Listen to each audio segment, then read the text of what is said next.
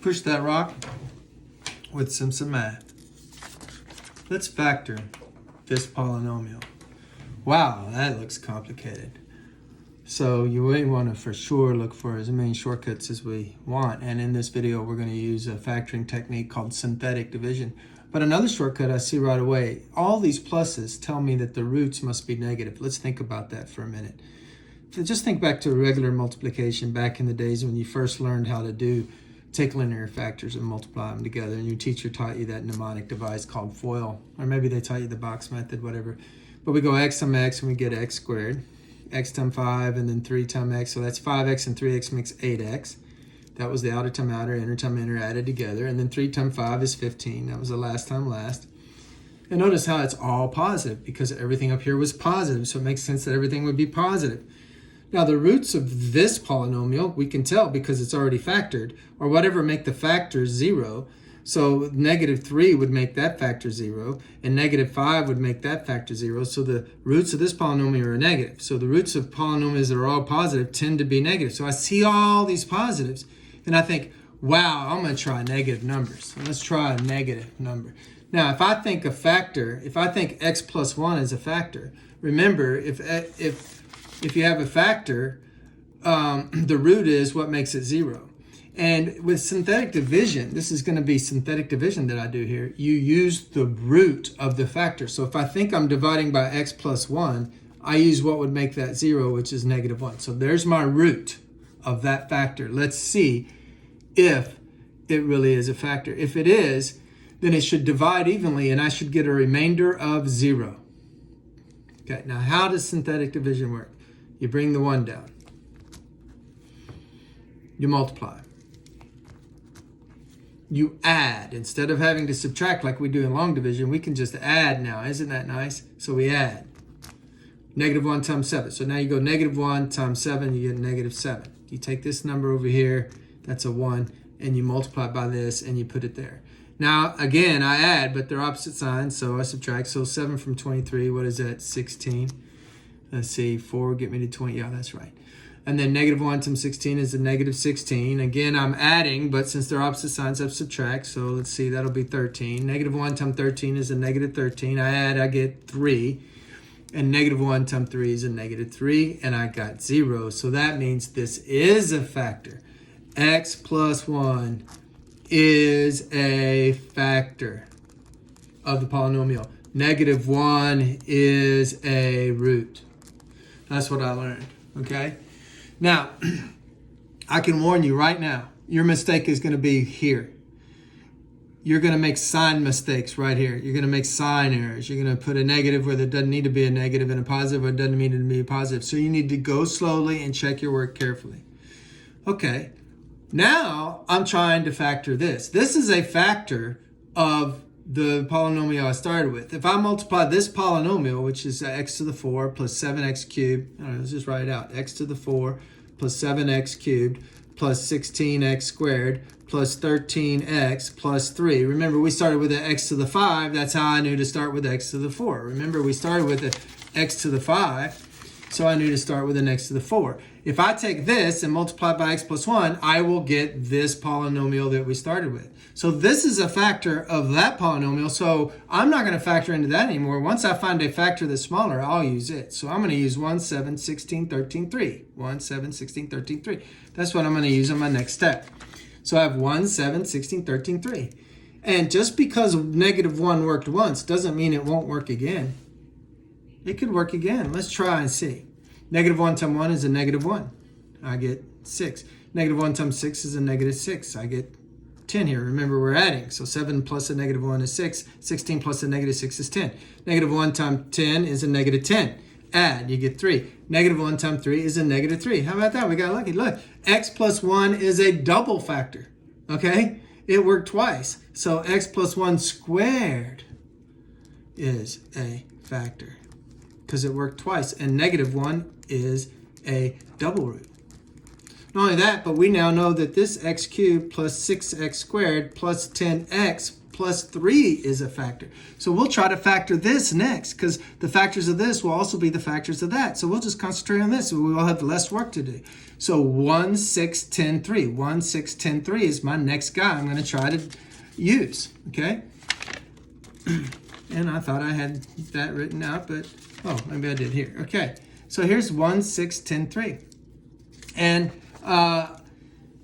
I could try -1 again. You know, do I feel lucky? I happen to know -1 doesn't work, but you don't know that. You might try it. And if you don't get 0 here, well, then you use these numbers again and try. So I'm going to move on from -1, though. Try -2.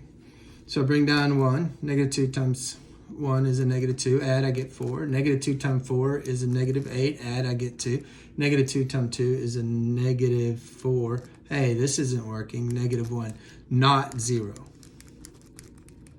Okay, this not a root.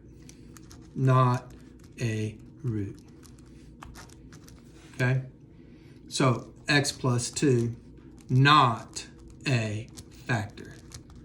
So what do? Oh, well, you just stop trying -2. Don't try it anymore. And you use these numbers, the last factor we were on, 1, 6, 10, 3, and you try something else. Now, I happen to know, and you should, if you think about it, know that we're going to keep trying whole numbers. Why is that? Well, think about it for a minute. See if I can get this up here. Okay. See, these were, when the factors looked like this was the 1 in front and 1 in front, we got whole numbers. When would you get fractions? You know, like, you'd have to have something like this, you know. And then we'd get fractions. Or maybe it would look like this. Then I'd get fractions, but then my leading coefficient would be a 2. Here, my constant, 1/2 times 3/4 would be a fraction. We don't have a fraction for a constant. Our constant's not a fraction, and our leading coefficient is a whole number, so I don't think it's a fraction, so I'm just going to try another whole number, well, an integer anyway, -3, because I'm trying negatives. So instead of +3, I'll try -3. All right, we'll try that. -3 times 1 is a -3. Add, I get 3. -3 times 3 is a -9. Add, I get 1, and -3 times 1 is a -3. Add, I get 0. So x plus 3 is a factor, because -3 divided into the polynomial evenly, or into a factor of the polynomial evenly. That means -3 is a root. And not only that, but this is x squared plus 3x plus 1 is a factor. Oh, guess what? That's quadratic. That's quadratic. That's a quadratic. We could keep trying to do synthetic division, or we could say it's x squared plus 3x plus 1, set it equal to 0, and use quadratic formula. X equals -b plus or minus the square root b squared minus 4ac all over 2a. Now, my b's are 3. My a's are 1s. And my c is 1. So I get a -3 plus or minus the square root of 9 minus 4 all over 2. Well, 9 minus 4 is 5. So I get -3 plus the square root of 5 over 2. That's one of the answers. And the other answer is x equals -3 minus the square root of 5 over 2. So the last factors, oh, they're kind of hard to write. Let's think about how we would write that, because we're factoring, not finding. These are roots. Roots. Roots. But we want the factors, okay? Well, one of our roots was x equals a -3. This 2 is under both of those terms. So it's under the 2 and under the root 5 over 2. Well, to get the factor, we want this equal to 0. So I just add. And I subtract.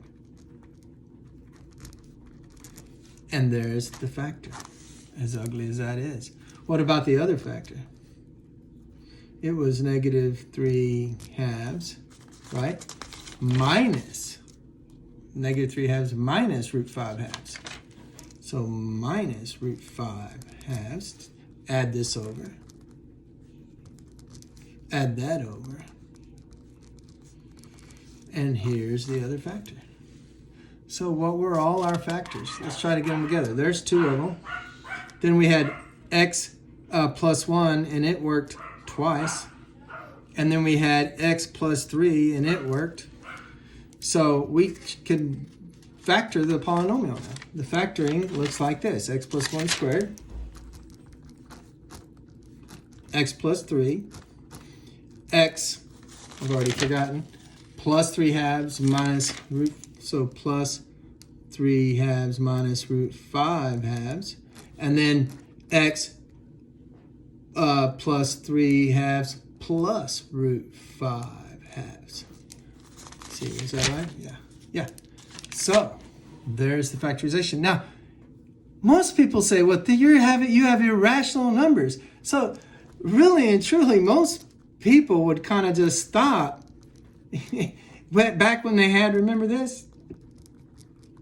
And they would say, well, this doesn't factor over the rational numbers. Oh, but if you insist on factoring over the including the irrational numbers, well, then this is the factorization. The advantage here is they're all linear, and you can see the roots. And these are real roots. Just because they're irrational doesn't mean they're not real. These are x-intercepts. I mean, you got to figure out what this is approximately, but they're x-intercepts. Back when we had them as roots, you could just look at them and kind of estimate them so you know where to graph them. You know, what is this? Well, this is a negative 1.5, and root 5 is a little bit bigger than 2, and 2 goes into that, so a little bit bigger than 1. So this is roughly negative 0.4. So you would graph the x-intercept near negative 0.4. Okay, if you were graphing it. But we were only, in this problem, we were only factoring the polynomial. Well, so which answer is correct? Well, if you insist on all linear factors, this answer is correct. If you insist on factors over the rational numbers, so you have, reasonable, you don't have this square root of 5 stuff, well, then this is correct. Math made simple.